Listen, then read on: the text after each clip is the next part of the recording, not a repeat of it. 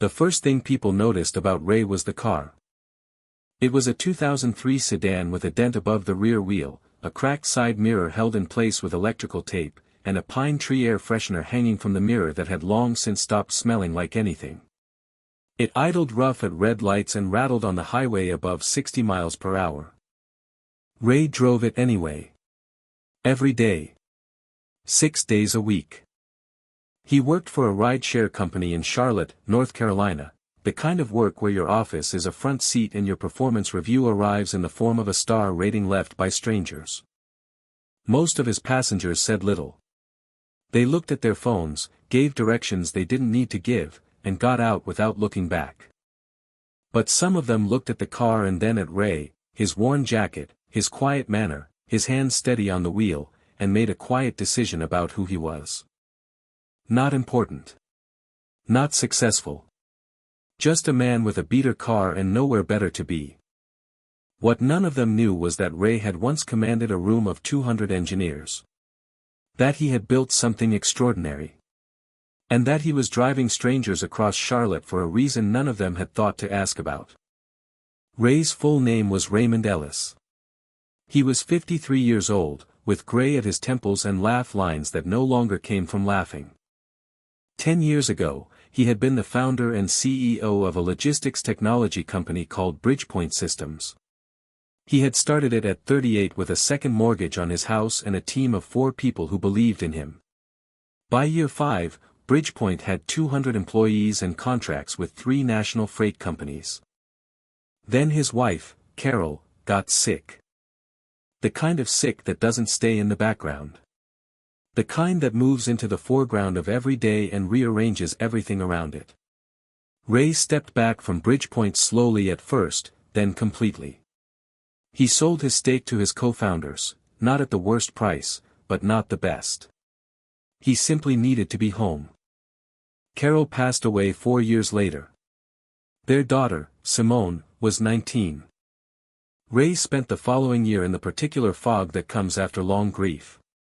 By the time the fog cleared, he was 51, his savings were significantly reduced, and the industry he had built his career in had moved past him in the way industries do. He needed income. He needed something to do with his hands and his hours. So he drove. The ratings started coming in after his first week. Most were fine, 3 stars, 4 stars, occasionally 5 from someone who appreciated the clean car or the fact that Ray never talked unless spoken to. He drove carefully, arrived on time, and kept the music low. But a particular kind of passenger had discovered that the rating system was a comfortable place to leave opinions that had nothing to do with the ride itself. 2 stars, car is old. Driver seems lost. 1 star, unprofessional vehicle. Expected better. 3 stars, fine I guess, but the car needs work. Ray read them all. He had to, his account standing depended on his average. What none of those reviewers knew was that Ray understood routing algorithms better than most of the engineers who had built the platform he was driving for. He had once designed supply chain software that moved 10,000 shipments a day across 11 states. He was never lost. He simply took routes that avoided the construction on Providence Road that the app hadn't caught yet. He never responded to the reviews. He drove the next shift, and the one after that. But the reviews accumulated, and with them came something worse, the in-car comments. The sighs when passengers saw the car pull up. The pointed remarks. Ray absorbed them quietly and kept driving. The worst day came on a Tuesday in March. Ray picked up a passenger named Brandon, late 20s, sharp suit, the confidence of someone who had been told he was impressive enough times to believe it permanently.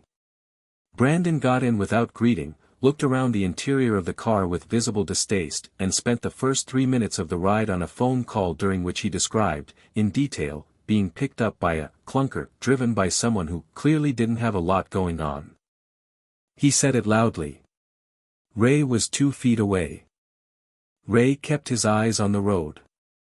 His jaw tightened once and then released. When Brandon ended his call, there was a brief silence.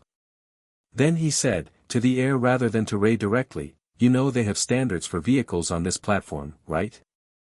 My vehicle meets the platform's requirements, Ray said. Calmly. Factually. Brandon made a sound that wasn't quite a laugh. Barely. Ray said nothing more. He completed the route, pulled up to the destination, and wished Brandon a good afternoon. Brandon left without responding. His review came through 40 minutes later. 1 star. The driver was rude. Ray stared at it for a long moment. Then he set his phone face down on the passenger seat, started the engine, and accepted the next ride. His daughter Simone called that evening. She was 23 now, in her second year of a master's program in urban planning at UNC. She called every few days, not out of obligation, Ray knew, but because she genuinely wanted to know how he was. How was driving today, she asked. Fine, Ray said. Then, after a pause, interesting. Simone knew what that meant. Someone gave you trouble? Just a passenger. Dad. Her voice was careful. You know you don't have to keep doing this. You could consult. You have the resume. People would. I know, Ray said. Then why? He was quiet for a moment. I'm not ready to be in rooms where people expect things from me yet.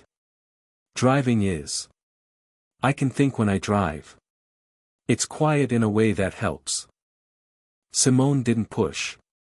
She understood more than she said, had inherited her father's quality of listening before speaking. But after they hung up, Ray sat in his parked car in the driveway and looked at the house he and Carol had shared for 21 years. The porch light was on. He always left it on. He wasn't hiding. He knew that's what some people would think, that he had fallen, that this was the bottom of something. But it wasn't that. It was more like he was standing still for the first time in 30 years, and he hadn't decided yet in which direction to move. He just hadn't expected strangers to have such strong opinions about that stillness. In April, Ray picked up a passenger named Gwen. She was in her mid-40s, a laptop bag over one shoulder, reading glasses pushed up on her head. She got in, said a pleasant good morning, and went back to reviewing something on her tablet. Standard passenger. Ray accepted the route and pulled into traffic. 15 minutes into the ride, she looked up. Do you take 77 or the surface roads to get to the convention center this time of morning? Surface roads today, Ray said. There's a water main closure on the 77 on-ramp they haven't updated in the app yet. Adds about 9 minutes if you catch the signal timing wrong. Gwen looked at him for a moment. How do you know about the water main? I drove past the work order signage yesterday. They started it at 6 this morning. She studied him in the rearview mirror. Not rudely. Thoughtfully. You pay a lot of attention, she said. It's the job, Ray said simply. They rode in silence for another few minutes. Then Gwen said, What did you do before this? It was the first time in 4 months of driving that anyone had asked. Ray considered the question. Not whether to answer, but how. I ran a logistics tech company, he said. For about 12 years. Gwen's expression shifted. What happened to it? Life, Ray said. Family. The usual things. Gwen didn't ask more questions after that. But when Ray pulled up to the convention center, she paused before getting out. I'm sorry if this is forward, she said. But I'm here for the Southeast Supply Chain Summit. I'm on the organizing committee. We had a keynote speaker cancel this morning, family emergency. The slot is in 2 days and we're scrambling. Ray said nothing. He waited. I looked you up while we were driving, Gwen said. Raymond Ellis. Bridgepoint Systems. I remember that company. The routing optimization work you published in 2015 is still cited. Ray's hands were still on the wheel. I'm not asking you to do anything you're not comfortable with, Gwen said. But if you had any interest, we could make it work. The audience is about 400 people. Industry professionals, academics, some students. Ray looked out the windshield at the convention center entrance. 400 people. A room like the ones he used to know. I'd need to think about it, he said. Of course. Gwen handed him a card through the gap between the seats. My cell is there. No pressure. Truly. She got out. Ray watched her walk through the entrance doors. Then he looked at the card on his passenger seat for a long time before picking it up. He called Simone that night. He told her about Gwen, the conference, the keynote slot. He told her the way he told her most things, straightforwardly, without drama, waiting for her response. Simone was quiet for 3 full seconds. Then she said, Dad. You have to do it. I haven't spoken in front of a professional audience in 6 years. I know. I don't have a prepared talk. You have 30 years of material in your head. Simone. Dad. Her voice was firm but gentle. Mom would have told you the same thing and you know it. That landed. Ray sat with it. Carol had been the one who pushed him toward things he was ready for before he knew he was ready. She had told him to start Bridgepoint when he thought the timing wasn't right. She had told him he could handle things, again and again, and she had always been correct. Okay, Ray said. Yeah. Yeah. He called Gwen the next morning. She answered on the second ring. When he said yes, she let out a breath that sounded like 3 weeks of stress releasing at once. Ray spent the next 2 days in his kitchen with a legal pad and a pen, writing the way he used to think, clean, structured, honest. The morning of the conference was gray and cool. Ray drove himself to the convention center in the 2003 sedan. He parked in the general lot, took his legal pad, and walked in through the main entrance. Gwen met him in the lobby, her relief visible and genuine. She walked him through the space, introduced him to 2 other organizers, and showed him the stage, a wide platform with a podium, soft stage lighting, 400 chairs arranged in careful rows. Ray stood at the podium during the sound check and looked out at the empty room. He breathed slowly. It felt familiar, the way old things do, not comfortable exactly, but known. The room filled. Gwen introduced him with a brief and accurate bio. There were polite, uncertain murmurs in the audience. His name was familiar to some of them, unknown to others. Ray stepped to the podium. He didn't use the legal pad. He had never needed notes once he was in the room. He talked about logistics, about routing, about the way systems fail and recover. He talked about Bridgepoint, honestly, including what had ended it. He talked about the years after. He talked about driving. I drove 4,000 rides in the past 4 months, he said. I learned more about urban movement patterns in those months than I did in a decade of executive meetings. The room was completely quiet. The car was old, he said.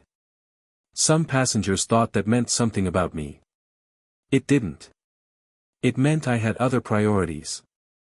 The applause lasted longer than he expected. Afterward, a line formed, academics, logistics directors, a pair of graduate students with wide eyes and specific questions. Ray answered all of them. He shook hands. He listened. He remembered, slowly and physically, what it felt like to be in his element.